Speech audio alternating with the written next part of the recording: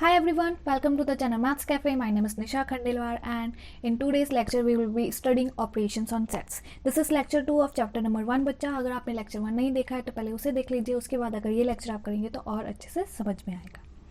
सो बच्चा in this lecture we will be studying operations on sets. तो operations है बच्चा कुछ, मैंने आपको पहले ही बताया था ये एक डिफरेंट फील्ड है. यहाँ पे नोटेशन अलग है, यहाँ पे ऑपरेशंस अलग है, सिम्बल्स अलग है.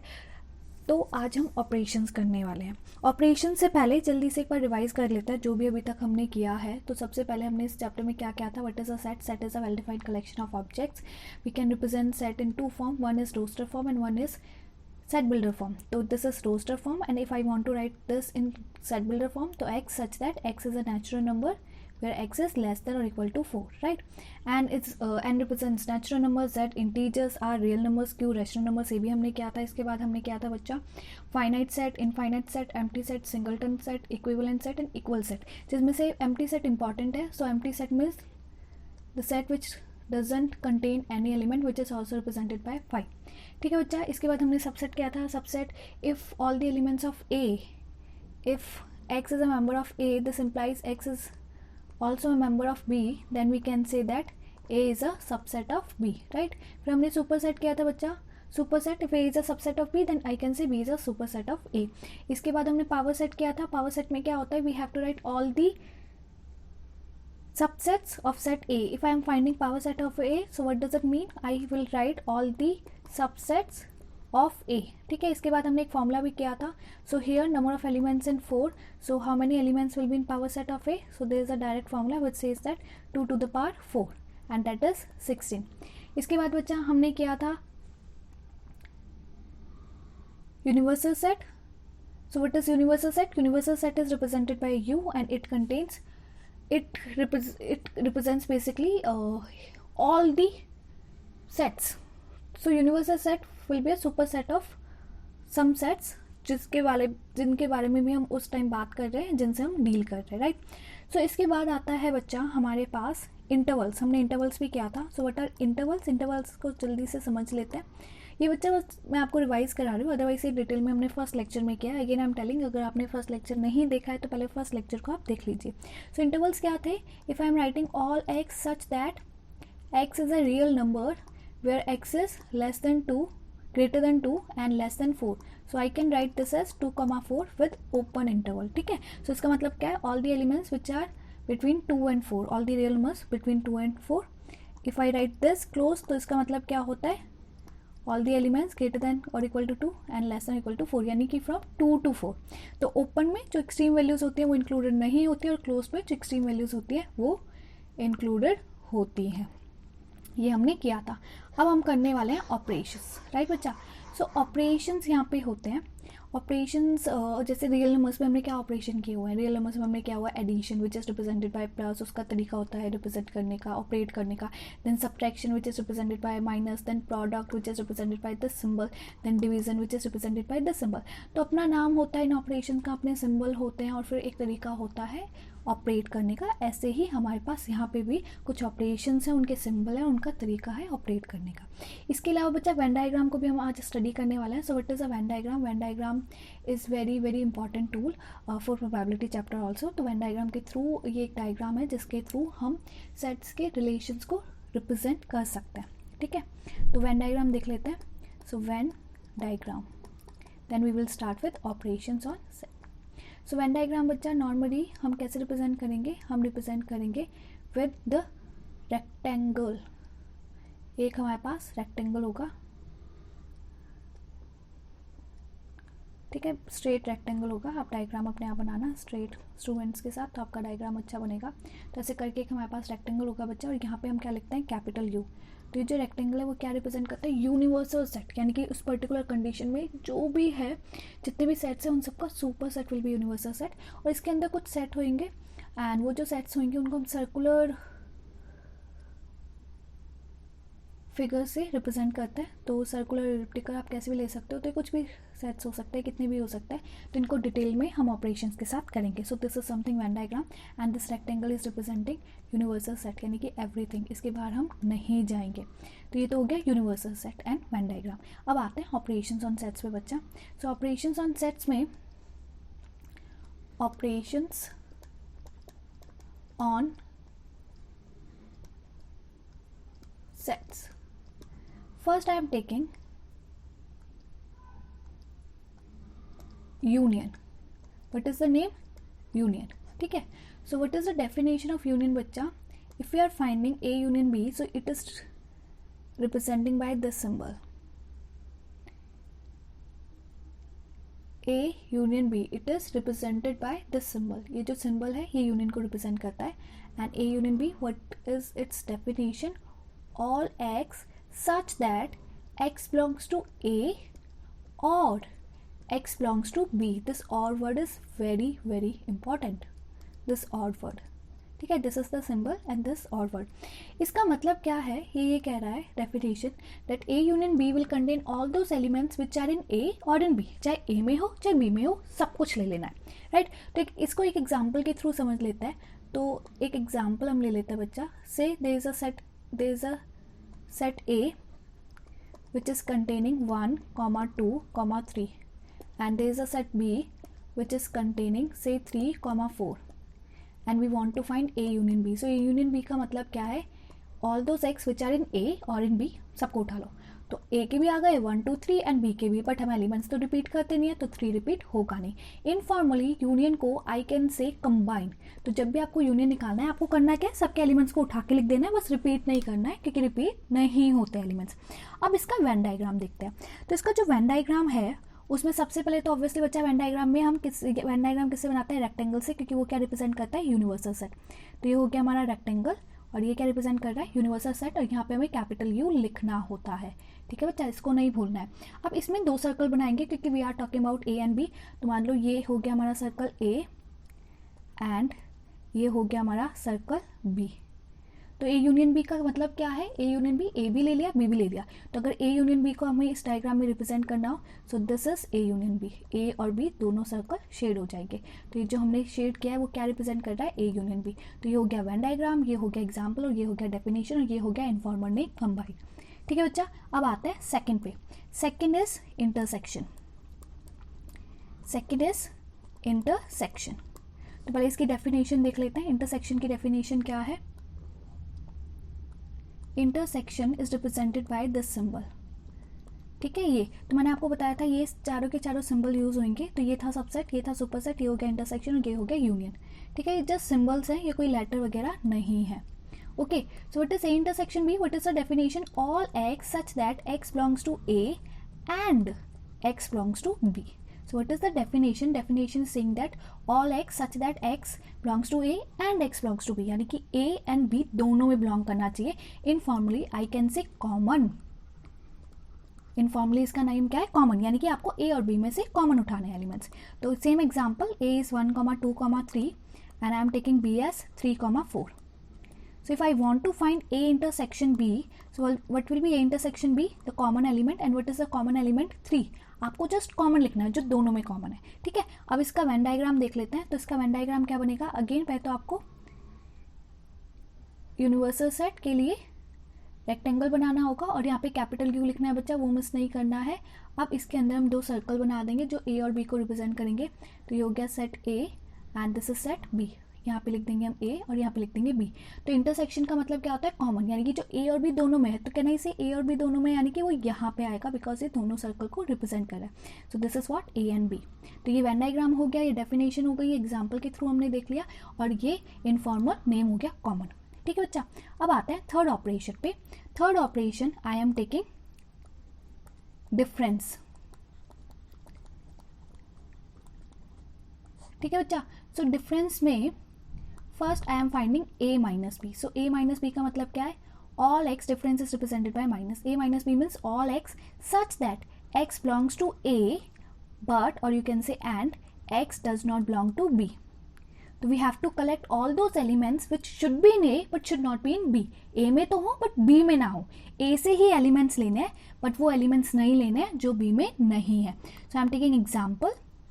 से ए is 1, 2, 3, same example, and B is 3, 4, and we want to find A minus B. So what will be A minus B? We have to take all the elements which are in A but not in B, which are in A but 3 is in B, so we will not take 3. A से ही लेने हैं but जो B में उनको हटा देना है. So A minus B is 1, 2.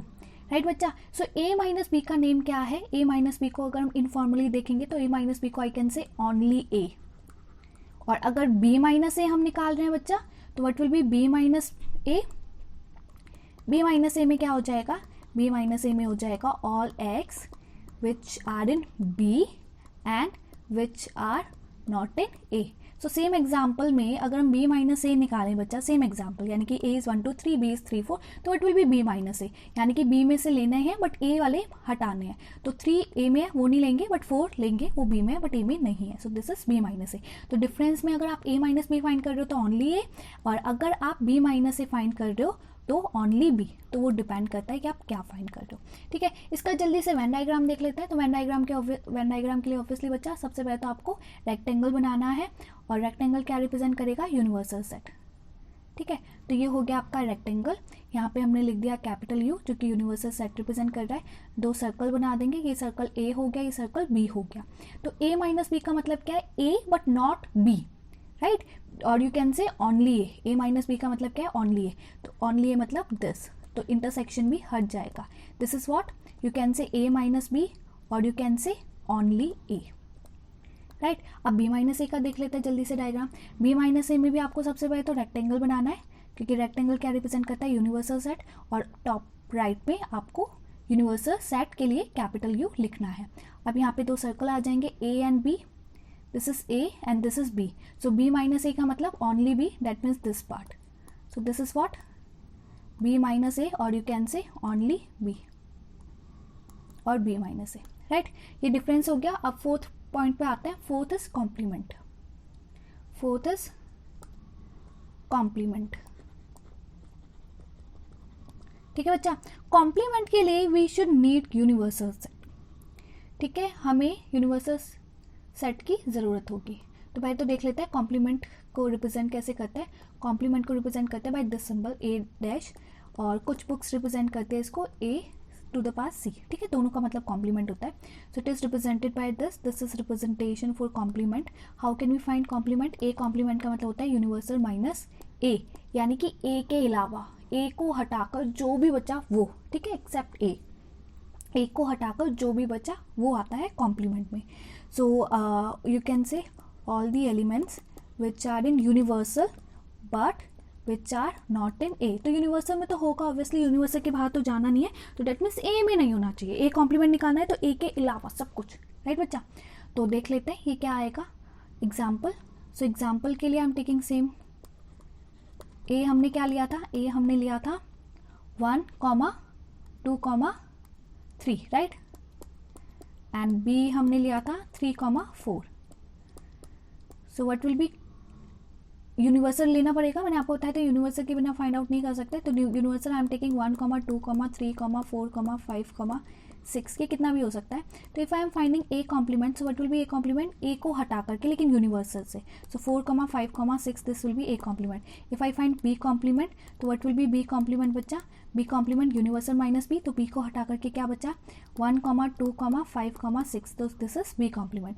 इसका वेन डायग्राम देख लेते हैं. वेन डायग्राम के लिए अगेन बच्चा you have to take rectangle which is representing universal set. ठीक है, तो ये बिल्कुल स्ट्रेट लाइन होगी ऐसे कुछ करके. एंड अब हमें क्या लेना है? हमें रिप्रेजेंट करना है इसमें कॉम्प्लीमेंट. ठीक है बच्चा, तो कॉम्प्लीमेंट देख लेते हैं. कॉम्प्लीमेंट को हम कैसे रिप्रेजेंट करेंगे? तो कॉम्प्लीमेंट के लिए बच्चा एक ही सेट बना सकते हैं, ए. तो अगर ये ए है और ये यूनिवर्सल है तो ए कॉम्प्लीमेंट क्या हो गया? इस सर्कल को हटाकर, है ना, ए को हटा करके. तो this will be your A complement. इसको अलग अच्छे से आप शेड कर लेंगे. तो ये कुछ आपका क्या आ जाएगा? A complement, right. अगर इसमें बी भी होता तो बी, अगर आप ए कॉम्प्लीमेंट को शेड कर रहे हो तो उसमें बी एज इट इज रहेगा, बट आपको ए सर्कल के अलावा ही शेड करना है. ठीक है, राइट. तो ये हो गया हमारा वेन डायग्राम. अगर मान लो इसमें बी है यहाँ कहीं पे, तो भी ए कॉम्प्लीमेंट के लिए यही डायग्राम होगा, क्योंकि ए कॉम्प्लीमेंट का यूनिवर्सल से लेना देना है, बी से कोई लेना देना नहीं. तो बी है एज इट इज, तब भी आपको ए के अलावा शेड करना है. वो क्या रिप्रेजेंट करेगा आपके लिए? A complement. ठीक है बच्चा, तो ये हो गया आपका ए कॉम्प्लीमेंट. ओके, तो ये चारों ऑपरेशन हमने कर लिए, union, intersection, difference and complement. अब आता है there are some properties which are based on these operation. तो वो प्रॉपर्टीज जल्दी से देख लेते हैं बच्चा। बहुत सिंपल सी प्रॉपर्टीज है, आप अपने आप भी आंसर कर सकते हो। First I am taking A union B is same as B union A, this is known as commutative. तो कम्यूटेटिव क्या होता है कि अगर आप आगे पीछे प्लेसेस चेंज करते हो तो भी सेम रहे तो वो कम्यूटेटिव है, सेम ना रहे तो वो कम्यूटेटिव नहीं है। तो सिंपल एडिशन, जो रियल नंबर का एडिशन होता है वो कम्यूटेटिव है, because 2 + 3 same as 3 + 2, but difference 2 - 3 is not same as 3 - 2, तो ये कम्यूटेटिव नहीं है। तो अगर आप आगे पीछे प्लेसेस चेंज करके लिखते हो तो भी आंसर सेम आता है तो वो कम्यूटेटिव है। Multiplication is commutative but division is not commutative. तो कम्यूटेटिव का मतलब ये होता है।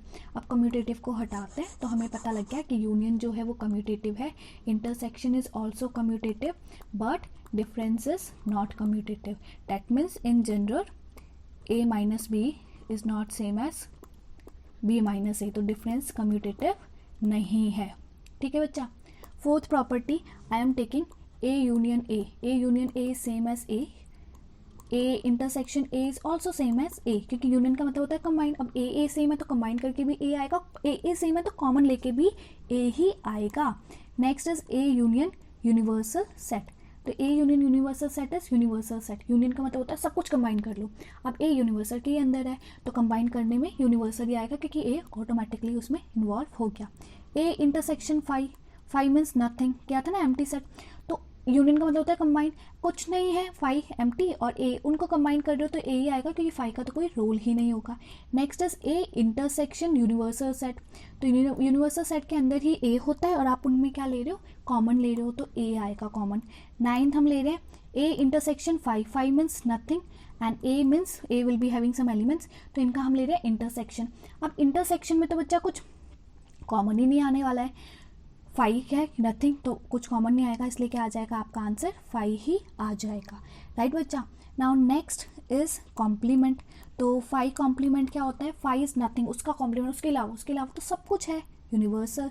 Next is universal complement, universal is everything, उसका कॉम्प्लीमेंट, उसके अलावा तो कुछ भी नहीं है, दैट मीन्स 5। तो इनको आप समझ के करेंगे तो आपको याद करने की ज़रूरत नहीं होगी। नेक्स्ट आई एम टेकिंग बच्चा A double complement. So A complement and then again complement. तो किसी के कॉम्प्लीमेंट का मतलब क्या होता है, उसके अलावा। तो अगर ये आपका ए है, इसके अलावा ये सब कुछ है और इसका अगेन आप कॉम्प्लीमेंट लेते हो तो ये सब कुछ गायब होकर आप वापस यहीं पहुंच जाओगे, यानी कि A double complement is A only. ठीक है बच्चा। Next is A complement union A. So A complement A के अलावा एंड देन ए, उनका यूनियन ले रहे हैं, यूनियन का मतलब कंबाइन, तो वो यूनिवर्सल सेट बन जाएगा as it is. A complement intersection A complement A के अलावा और ए, उसमें कुछ भी कॉमन नहीं होता है तो you will get 5, nothing will be common, तो you will get empty set. ठीक है बच्चा। Next I am taking 5 empty set minus A. So empty set minus A, minus का मतलब क्या होता है, all those elements which are in 5 but not in A, तो 5 में तो कुछ होता ही नहीं है तो 5। Next I am taking a - 5। So a - 5 का मतलब क्या है, all those elements which are in a but not in 5, तो which are in a not in 5, 5 में तो कुछ होता ही नहीं है तो ये एज इट इज आपका a ही आ जाएगा। Right. Next I am taking बच्चा universal minus A which is nothing but A complement, ये तो डेफिनेशन ही आ गई। Next is A minus universal. So A यानी कि all those elements which are in A but not in universal, तो ऐसा तो कुछ नहीं होता है, सब कुछ यूनिवर्सल में होना होता ही है, तो ये पे ये आ जाएगा आपका 5। राइट बच्चा। नाउ नेक्स्ट इज, ये सब आपने लिख लिया, यहाँ पे कुछ और प्रॉपर्टीज आ जाएंगी वो भी लिख लेते हैं। सो 19th I am taking De Morgan's law. So D Morgan's law को हम समझेंगे, उससे पहले ले लेते हैं, नेक्स्ट पेज पे ले लेते हैं बच्चा, इसको आप कंप्लीट कर लो और फिर हम आगे प्रॉपर्टीज नेक्स्ट पेज पे लिखते हैं। So next is 19th।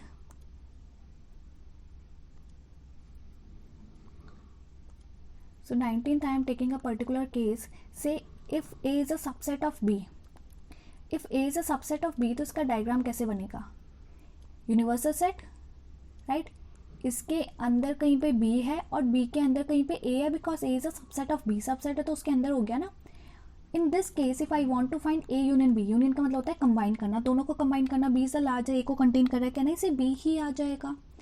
Now what about the intersection, intersection means common, A ही आ जाएगा. Third, A minus B, all those elements which are in A but not in B, it is not possible. जो elements A में वो B में है क्योंकि ये बी के अंदर है, तो all those elements which are in A but not in B, ऐसा कुछ है ही नहीं, तो ये क्या आ जाएगा आपका 5 एज इट इज आ जाएगा. ठीक है बच्चा. अब नेक्स्ट रिजल्ट पे आते हैं. And next result I am taking De Morgan's law. So what is De Morgan's law? This is important बच्चा.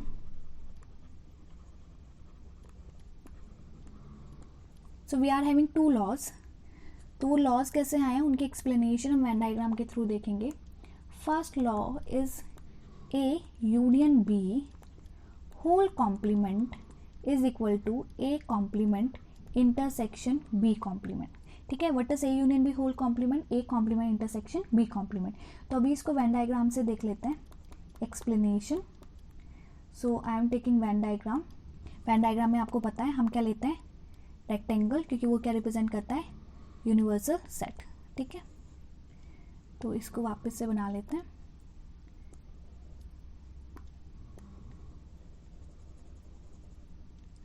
तो ये क्या आ जाएगा आपका? ये आ जाएगा कुछ ऐसे.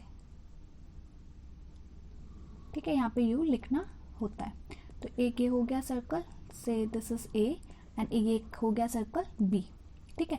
तो हमें लेना है A union B whole complement. आपको पता है ए यूनियन बी का मतलब क्या है? ए यूनियन बी का मतलब है हमारे पास this part, this is A union B ना. अब इसका कॉम्प्लीमेंट यानी कि outsider area. So outsider area will be, अगर हम यहाँ से रिप्रेजेंट करें तो आउटसाइडर एरिया क्या होगा? This part.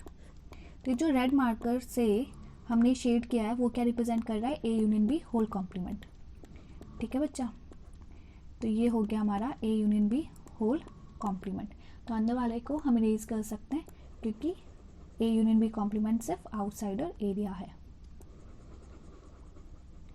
राइट बच्चा. सो अभी हमारे पास क्या आ गया? ये है हमारे सर्कल्स ए एंड बी, और ये हमारे पास क्या आ गया? A union B. तो ये हुआ है A union B whole complement which is our LHS. अब RHS को देख लेते हैं. RHS क्या आएगा? सो RHS में भी आपको रेक्टेंगल बनाना है क्योंकि है तो universal he. Now I am taking 2 circles, circle A and circle B. ठीक है. तो ये क्या रिप्रेजेंट कर रहा है? A कॉम्प्लीमेंट B कॉम्प्लीमेंट दोनों का इंटरसेक्शन. तो पहले A कॉम्प्लीमेंट को रिप्रेजेंट करते हैं. मान लो A कॉम्प्लीमेंट के लिए I am taking yellow colour. A complement के लिए तो A कॉम्प्लीमेंट क्या होगा बच्चा? A के अलावा. So I can say A complement will be A के अलावा, that means this part from here and from that side it will be this part. है ना. A कॉम्प्लीमेंट का मतलब क्या है? A के अलावा. तो ये हो गया आपका A कॉम्प्लीमेंट. अब हम B कॉम्प्लीमेंट को रिप्रेजेंट करते हैं इसी डायग्राम में. B कॉम्प्लीमेंट का मतलब क्या है? B के अलावा. तो B यानी कि दूसरा सर्कल, उसके अलावा इसको हम वर्टिकल लाइन से रिप्रेजेंट कर लेते हैं. So what will be B complement बच्चा?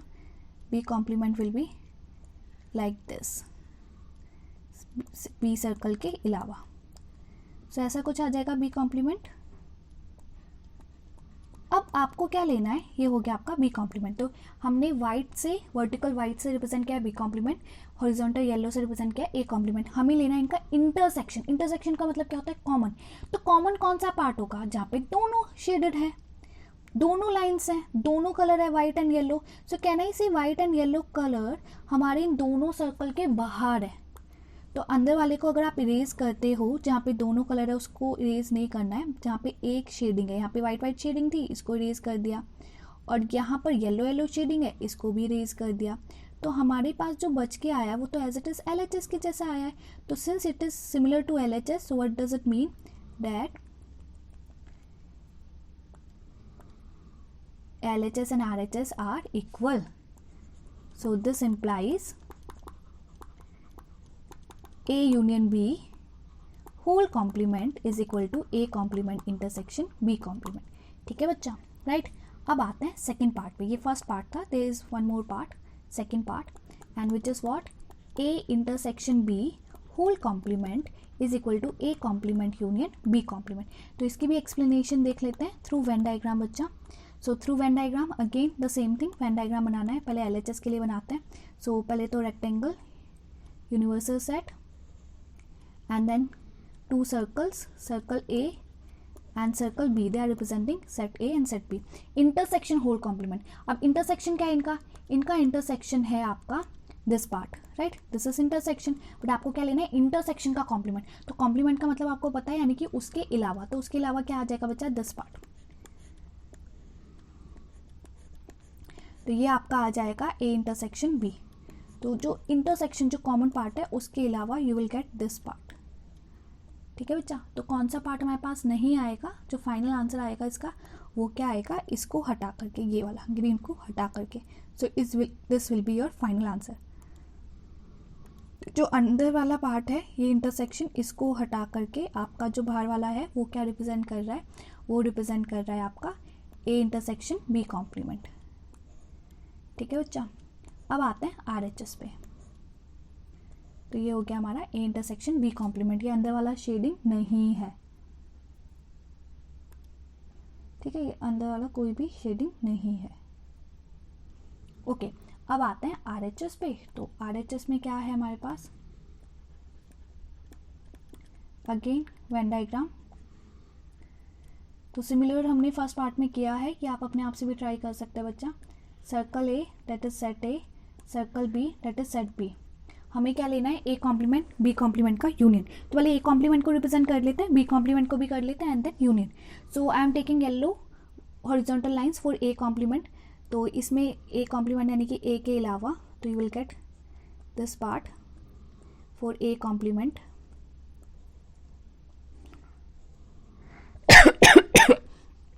सॉरी, तो this will be A complement.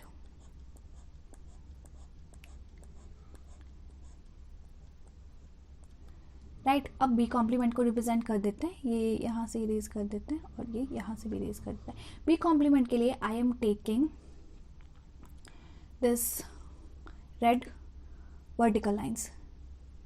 So this is what? B complement. B complement का मतलब क्या है? सर्कल बी के अलावा। तो ये सर्कल ए में भी जाएगा, सेट ए में भी जाएगा, बट बी में नहीं मार्क करना है आपको। सो ये आ जाएगा आपका B complement. So in the B complement is the vertical red lines, और ए कॉम्प्लीमेंट को हमने रिप्रेजेंट किया हॉरिजॉन्टल येलो लाइन से। बट आपको क्या लेना है? Complement, sorry union. यूनियन का मतलब क्या होता है? कंबाइन करना। तो जितने भी हैं सबको कंबाइन करना होता है, यानी कि जो भी शेडिंग है सबको कंबाइन कर लो। सबको कंबाइन करके अगर जो हम फाइनल देखेंगे वो क्या आएगा?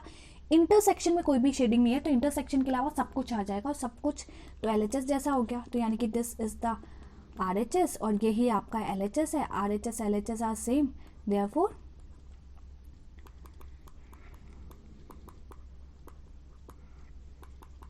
A intersection B whole complement is equal to A complement union B complement। Right बच्चा। तो अभी हमने जितने भी रिजल्ट्स किए ये सब काम के हैं और ये सब आपको आने चाहिए। कि D Morgan's law this is different, बाकी सब तो सिमिलर से सिंपल से हैं। अगर आपको समझ में आ गए तो आपको याद करने की ज़रूरत भी नहीं है।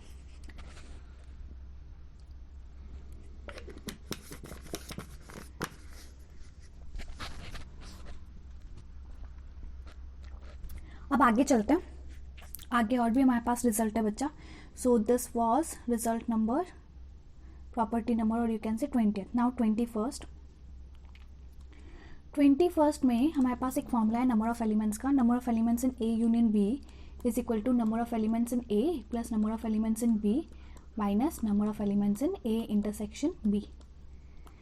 Similarly one more formula is there, number of elements in A union B union C is equal to number of elements in A plus number of elements in B plus number of elements in C minus number of elements in A intersection B minus number of elements in B intersection C minus number of elements in A intersection C plus number of elements in A intersection B intersection C। ठीक है, तो दो फॉर्मूले हमारे काम के हैं और इनसे वर्ड प्रॉब्लम्स हम सॉल्व करने वाले हैं। राइट बच्चा, अभी हम दो वर्ड प्रॉब्लम्स पिक करने वाले हैं।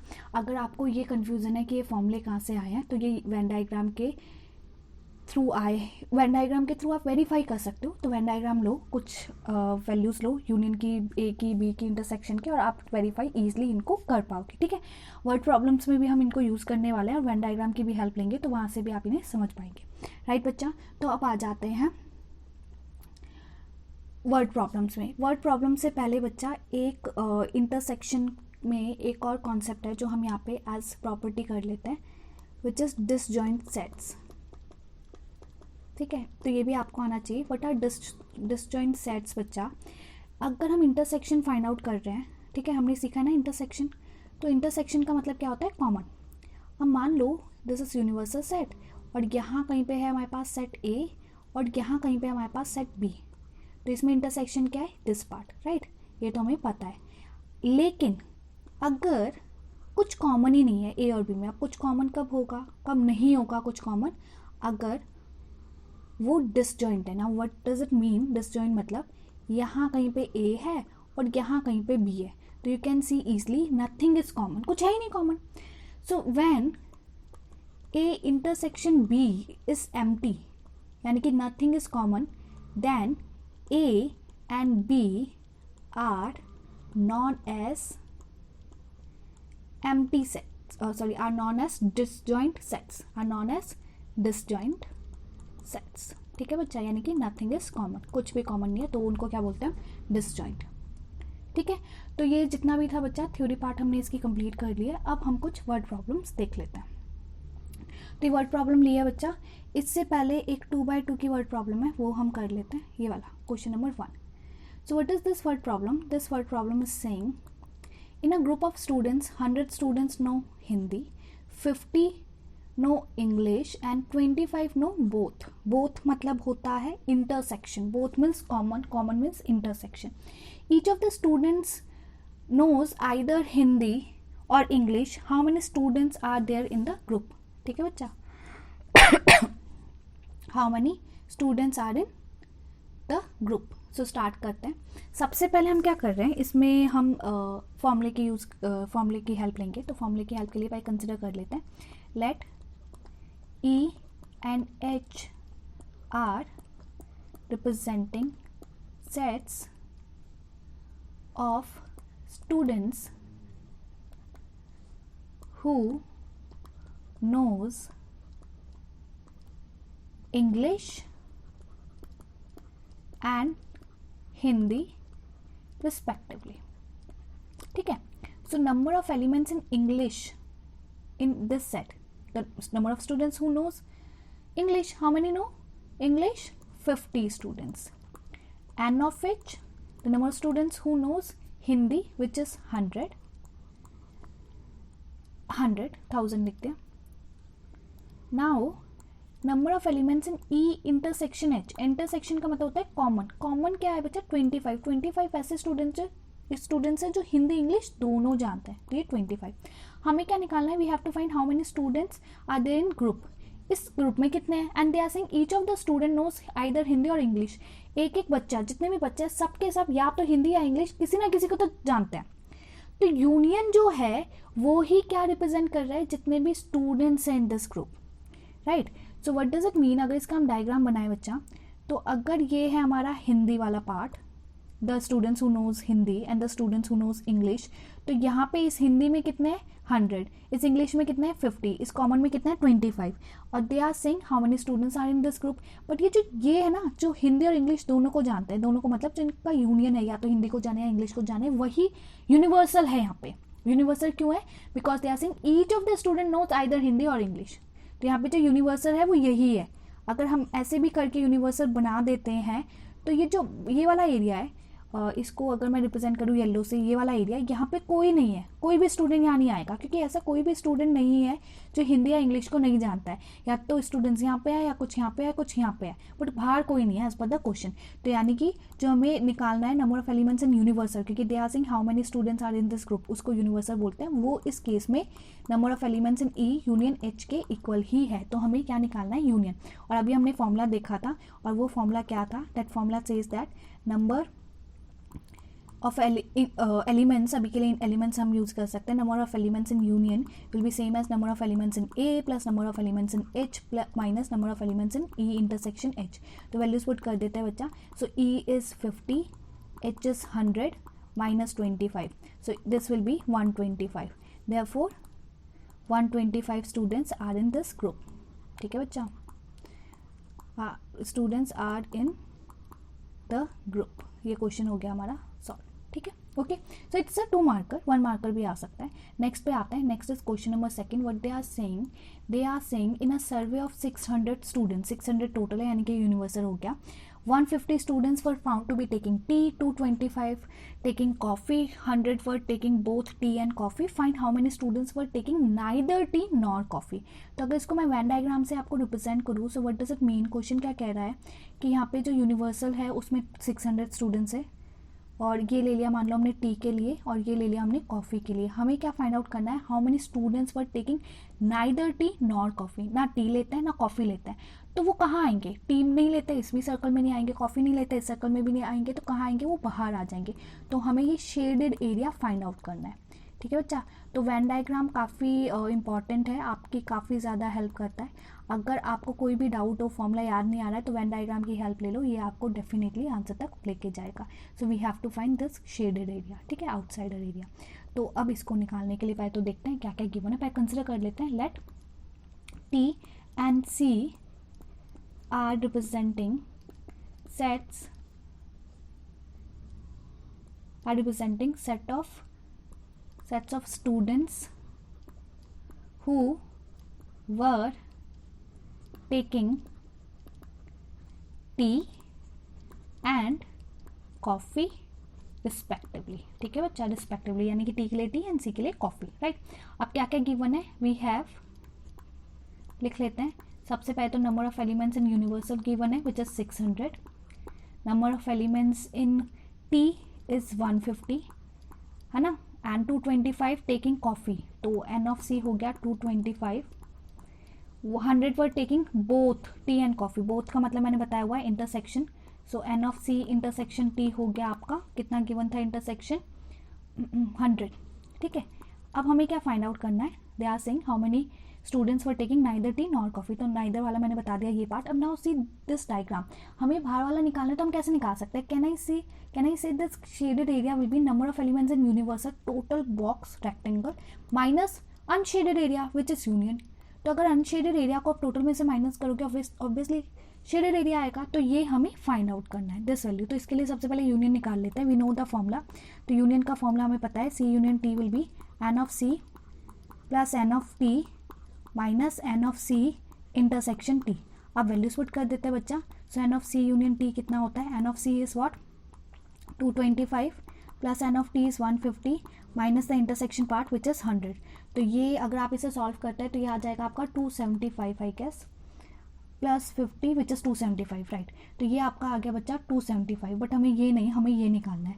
So the answer number of students who were taking neither tea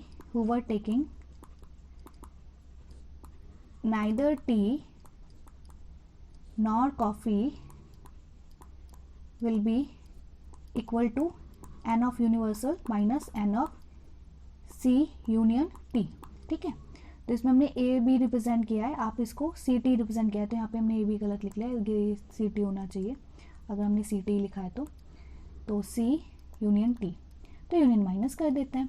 so what is universal. Universal कितना लिया हमने 600.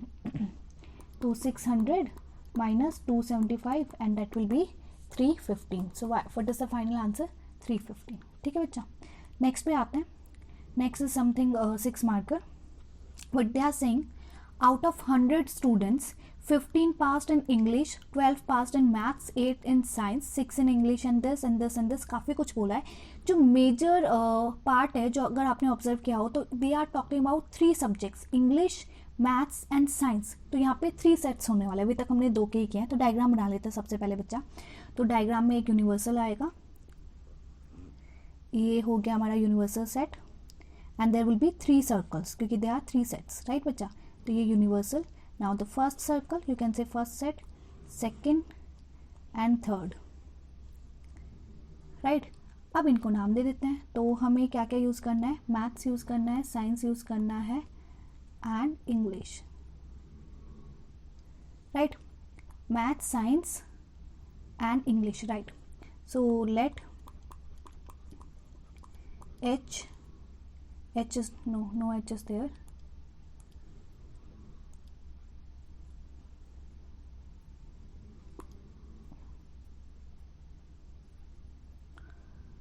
Sorry बच्चा. So let E, M and S be representing sets of students who passed in English, maths, or you can say mathematics, and science respectively. ठीक है बच्चा, तो मान लो ये ले लिया हमने इंग्लिश, ये ले लिया मैथ्स और ये ले लिया साइंस। अब हमें जो जो वैल्यूज़ दिए वो सब लिख लेते हैं। Total is 100 students, so total is 100 students means number of elements in universal is 100।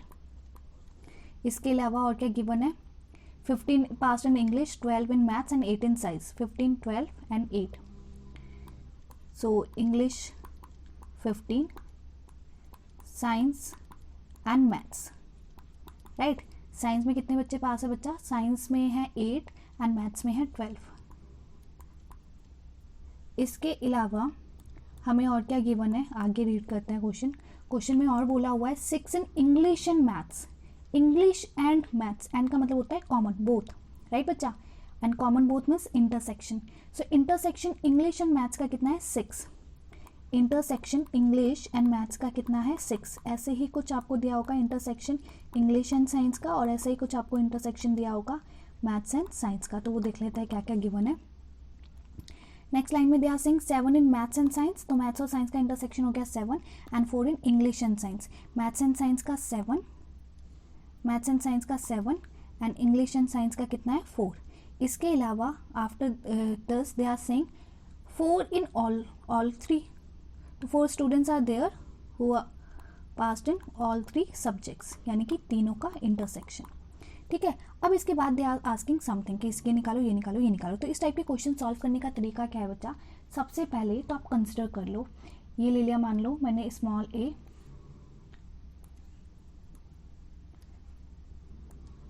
तो ये ले लिया हमने स्मॉल a, ये स्मॉल b, ये small c, this is d, e, f and g। आप कुछ भी ले सकते हैं, तो हमने ये ले लिया।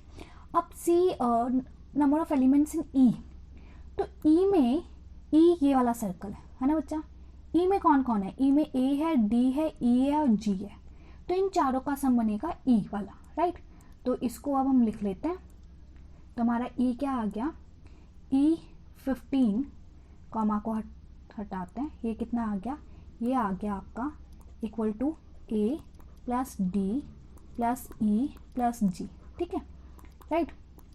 एन ऑफ एस, एस ये वाला सर्कल है, तो इसमें कौन कौन है, C plus F plus E plus जी।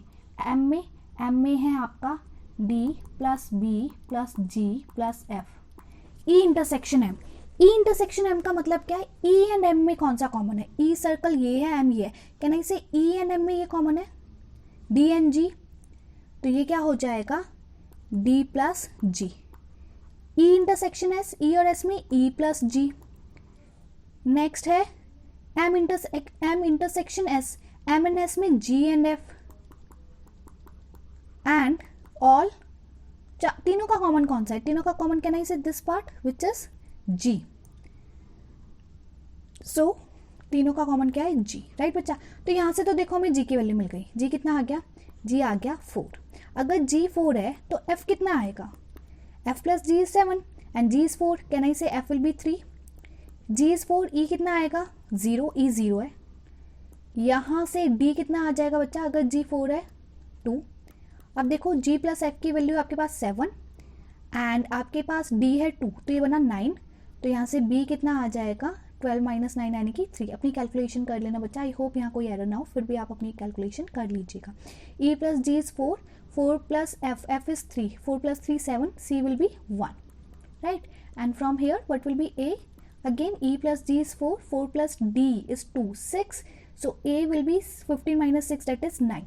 तो ये कुछ नंबर्स आए हैं and again I am telling बच्चा अपनी कैलकुलेशन कर लेना। आई होप यहाँ कोई एरर ना हो, बट हो सकता है यहाँ कोई एरर हो, तो आप अपनी कैलकुलेशन कर लेना, कैलकुलेशन वाइज अपना ऐसे सॉल्व कर लेना, बट प्रोसेस यही है, राइट? अब फर्स्ट पार्ट पे आता है, हमने सबकी वैल्यूज कैलकुलेट कर ली। फर्स्ट पार्ट में they are saying find how many passed in English and maths but not in science. English and maths दोनों में पास होना चाहिए, इंग्लिश में भी मैथ्स में भी, बट साइंस में नहीं। तो इंग्लिश एंड मैथ्स ये दोनों सर्कल है, बट नॉट इन साइंस। तो इंग्लिश एंड मैथ्स में ये दोनों कॉमन है, but not in science. Science का कॉमन क्या है? जी, उसको हटाएंगे तो क्या बचा? Only D. तो English and maths but not in science का मतलब क्या है? Only D. तो इसका आंसर क्या होगा? ओनली डी पार्ट, यानी कि डी का जो वैल्यू है वो फर्स्ट पार्ट का हमारा आंसर हो जाएगा। तो ऐसे करते हैं इस टाइप के क्वेश्चंस को। तो फर्स्ट पार्ट में हमें क्या निकालना है? डी पार्ट, एंड डी का क्या है आंसर? 2। तो हमारा आंसर क्या हो गया फर्स्ट पार्ट का? 2। सेकंड पार्ट पे आता है, सेकंड क्या कह रहा है? Maths and science, maths and science but not in English. तो मैथ्स है आपका ये और साइंस है ये, इन दोनों का कॉमन मैथ्स एंड साइंस का ये है, but they are saying not in English. तो नॉट इन इंग्लिश जी है, उसको हटा देंगे तो क्या आया? Only F. तो इस बार हमें क्या निकालना है? Only F. तो सेकंड पार्ट का आंसर क्या होगा बच्चा? Only F. What is F? F की वैल्यू है हमारी 3। तो आंसर क्या हो गया सेकंड पार्ट का? 3। Now the third part. Now what is third part? Third part में they are saying in maths only, सिर्फ मैथ्स में जो बच्चा है वो सिर्फ मैथ्स में पास्ड है, ठीक है? सो मैथ्स इज हेयर, तो ओनली मैथ्स, ओनली मैथ्स का मतलब है this part only, and which is what? B. So what will be the answer? Answer will be B, and B is 3, यानी कि they are only 3 students who passed only maths. Next है in more than 1 subject only. आप वो students निकालो who are passed in more than 1 subject, एक से ज़्यादा subject में जो पास है, ठीक है?